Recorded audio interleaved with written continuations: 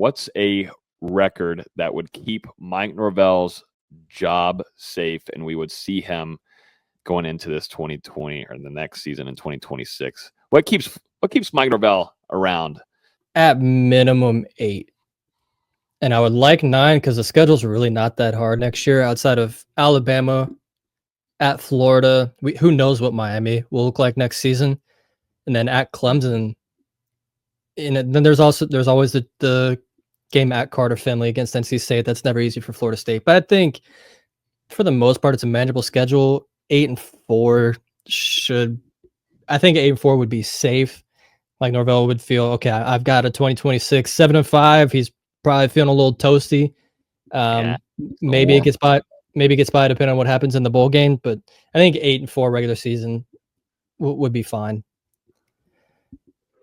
Yeah, I'm going with the minimum here. I think FSU needs to be at least 6-6 and qualify for the postseason in 2025 for Mike Norvell to stick around in Tallahassee. And we saw the public display of support even during this last 2-10 campaign. And Florida State, they've done a lot this offseason, continued to invest in this football program by bringing in these new coaches while continuing to pay the buyouts for the old staff, obviously the transfer portal guys, and some of the high school guys that they've been able to bring in as well. So there's still hope that Mike Norvell can turn this thing around.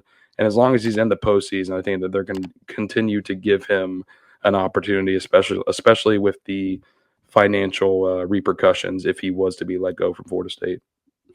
My only issue is 6-6, and you said let's just say they lose to Alabama, Florida, Clemson, Miami, NC State. Who is that 6th loss that ends up being embarrassing between East Texas, Kent State, Pitt, Virginia Tech, Wake Forest? Those last 3 are all at home, and then Stanford and Virginia.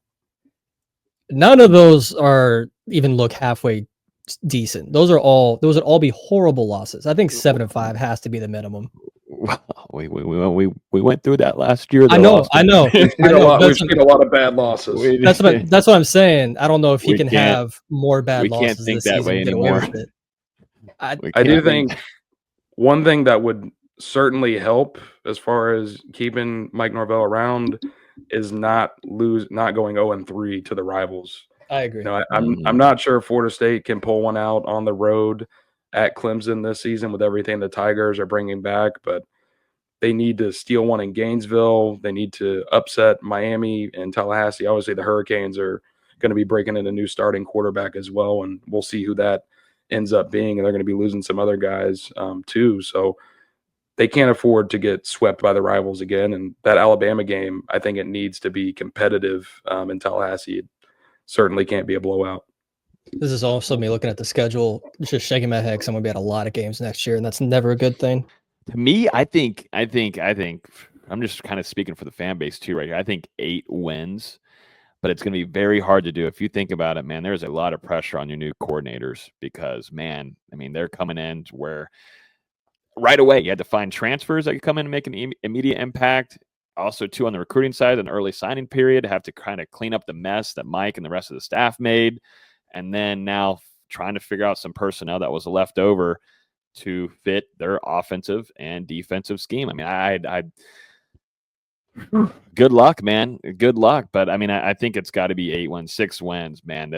I don't think it would be a pretty sight for Mike. I really don't. I think this fan base would be well over it by then. It's going to be tough. No one's going to say it's going to be easy.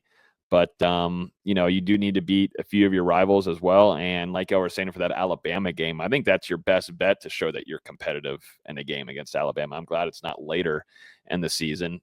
You have him in the first game. You can do whatever the hell you want to do with Thomas Castellanos. You could use him as friggin' Jordan Travis has used previously. You can do whatever the heck you want. But you've got to do everything in your power to make that in a competitive game out there because there sure is going to be a lot of recruits in attendance as well. But Florida State, I think 8 wins keeps his job secure going into the next season for the Seminoles.